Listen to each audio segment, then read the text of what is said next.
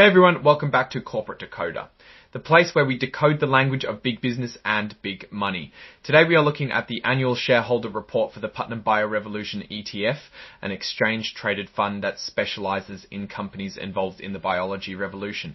And boy, does their performance need CPR. More on that in a bit, but first, the ETF had a rough year. So keep watching to see what went wrong and if things might get better.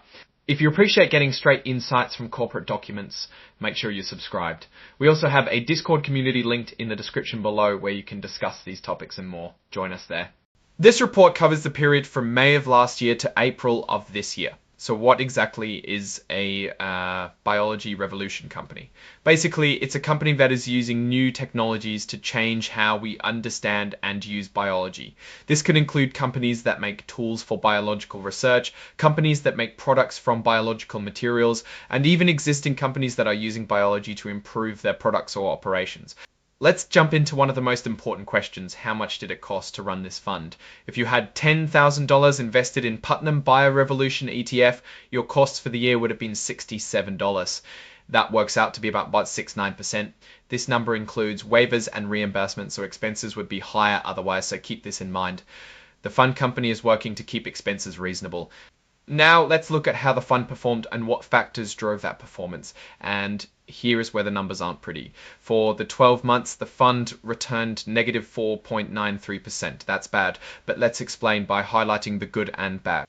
First, the good, not owning Microsoft helped, along with underweighting Nvidia. Also, the ETF has a position in Argenx, a biotechnology company that helped performance. Now, what hurt performance? Overweighting Thermo Fisher Scientific and Danaher were not beneficial. Finally, an out-of-Beshanai position in Avantor also lowered performance. Let's put a pin in Thermo Fisher Scientific because they come up again later. Okay, let's put these performance numbers into context with a hypothetical investment. The fund started in September of 2022, so we can see that a $10,000 investment back then would fluctuate over time. The fund didn't have a great 12 months, but the question is, how does it compare to the market as a whole? Here is the average annual total returns, comparing it to the Russell 3000 index and the S&P 500 index. Let's focus on the one-year returns where Putnam BioRevolution ETF returned negative 4.93%. The Russell 3000 index did much better with 11.4% and the S&P 500 index did even better with 12.1%. Since inception, BioRevolution has a 4.37% return, whereas the S&P 500 returned almost 20%. Let those numbers sink in a bit to see the difference. Now let's focus on a few key stats. As of April, the total net assets were $4.08. The fund had 37 holdings.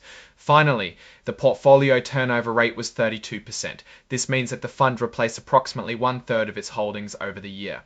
Let's see where the ETF's money ended up at the end of April. The largest sector was biotechnology at 57.9%. There was another 22.1% in chemicals, so those two make up the vast majority of the fund. Let's get back to the fund's focus on biotechnology and a particular holdings that went wrong earlier, Thermo Fisher Scientific. The largest single holding here is actually Putnam Government Money Market Fund at 80K. Among common stocks, ABVA is the largest holding at 261K, while Ingevity, O'Neillam, and assorted small companies make up the rest. Okay, let's talk about the fund itself. A little over a year ago, Franklin Resources acquired Putnam, the company that manages this fund. Since then, some sub-advisors have been brought in and others merged. In July, Franklin Advisors became a sub-advisor. Then, in November, Putnam Investments Limited merged into Franklin Templeton Investment Management. Basically, what was once one company is now moving around people to work for another company. Now, let's talk about who the important decision makers are, meaning who approve the management and sub-advisory agreements.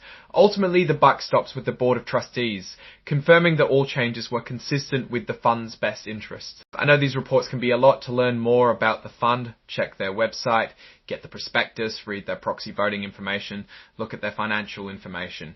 You can also see their list of holdings in the portfolio, but remember, what they hold changes over time. Now let's take a look at the forest beyond the trees. What can we learn from these raw numbers? I will give my own opinions here, so keep in mind I could very well be wrong. For starters, the year could have gone a lot better for BioRevolution. Performance was objectively poor, significantly underperforming benchmark indices. While strategic deviations can add value in this situation, not owning Microsoft wasn't enough to make up for poor results of some bad picks. As for future success, the fund needs to deliver returns to justify its existence. The board changes may improve performance or they may not. Only time will tell in cases like these. Overall, I would rate this one as a hold.